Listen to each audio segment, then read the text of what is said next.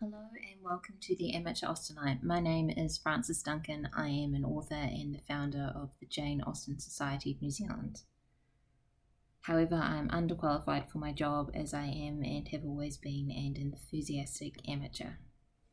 Today we are going to be discussing chapter 16 of Pride and Prejudice by Jane Austen. In this chapter, there's an evening party at the Phillips. Mr Wickham tells tales on Mr Darcy. There are several themes that occur in this chapter. Pride is seen as a positive. There are revelations and deceit, and we talk about family connections, Darcy to Lady Catherine and Wickham to Darcy. So Mr Wickham is indiscreet and Elizabeth is too quick to judge in this chapter. This might be the longest chapter yet. It's 9 pages in my copy of the novel. So, the evening party at Mr. and Mrs. Phillips' house. So these are Elizabeth, Jane, Mary, Kitty, and Lydia's aunt and uncle. Mrs. Phillips is sister to Mrs. Bennet. Mrs. Phillips is a bit of a gossip.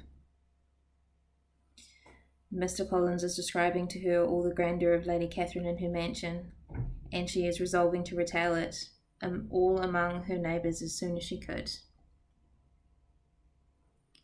Poor Mr. Collins, though, to the young ladies he certainly was nothing in comparison to Mr. Wickham and the officers. Elizabeth is happy to see Mr. Wickham again, but what she chiefly wished to hear she could not hope to behold, the history of his acquaintance with Mr. Darcy. But we know that pretty quickly he does tell her. Mr. Wickham feels out the situation, sees whether Mr. Darcy is respected in this area or not, and whether he can tell his tales. Mr. Wickham tells that he was a favourite of the elder Mr. Darcy, and that the current Mr. Darcy ensured that he did not get his living that he was promised. I have no reason for avoiding him, says Mr. Wickham, but what I might proclaim to all the world, a sense of very great ill usage and most painful regrets at his being what he is.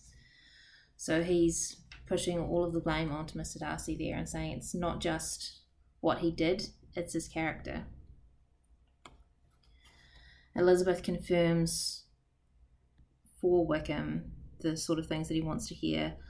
I do remember his boasting one day at Netherfield of the implacability of his resentments, of his having an unforgiving temper. His disposition must be dreadful. And she admits to herself that it's easier to believe him because he's handsome.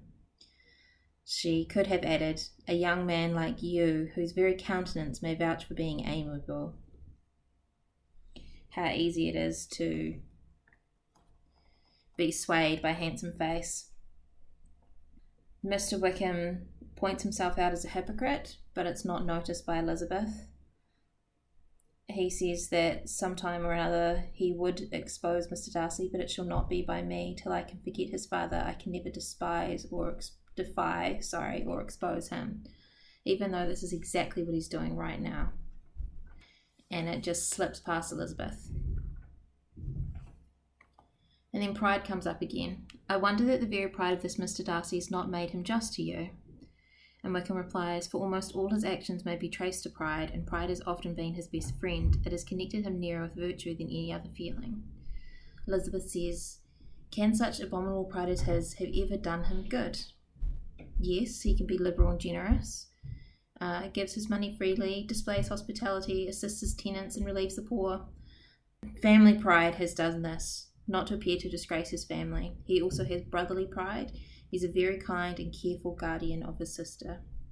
So this is looking at pride as a positive, that it makes you behave in a way that the world sees you as good. Mr. Wickham concludes that his pride never deserts him. Then he goes on to talk about Lady Catherine, and again brings up the pride of her nephew, who chooses that everyone connected with him should have an understanding of the first class. I don't know how you can suddenly decide just because you're proud that your aunt is suddenly going to have an understanding of the first class. Elizabeth leaves the party thinking about Mr Wickham and kind of falling for him. She concludes, whatever he said was said well, whatever he did was done gracefully. Elizabeth went away with her head full of him. She could think of nothing but Mr Wickham. And that is my summary of Chapter 16 of Pride and Prejudice by Jane Austen. You've been listening to the Amateur Austenite. I am Frances Duncan. You can find me at francesduncanwrites.com and on Twitter at frances_duncan. Thank you for listening, and I wish you happy reading.